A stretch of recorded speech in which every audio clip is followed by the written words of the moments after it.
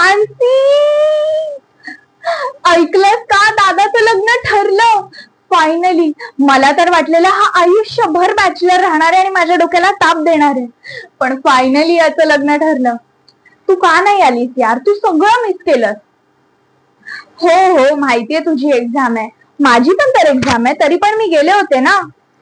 बरं बरं, ते जाऊ दे, आपण मुद्द्याचं बोलूयात. आपण दोघींनी संगीतला छान डान्स बसवायचाय. मी सगळं ठरवलंय. गुलाबी साडीवर आपण दोघींनी खूप छान परफॉर्मन्स द्यायचाय. स्टेप्सची काळजी तू नको करूस, सगळं मी कोरिओग्राफ करेन.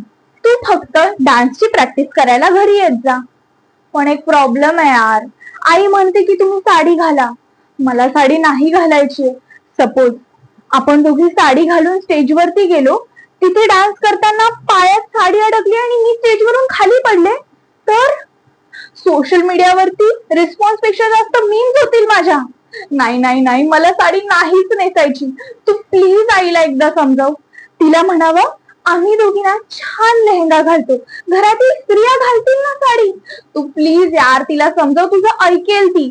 एक काम कर, तू आधी इकडे ये, मग आपण दोघी मिळून तिला पटवू. व्हॉट्सअप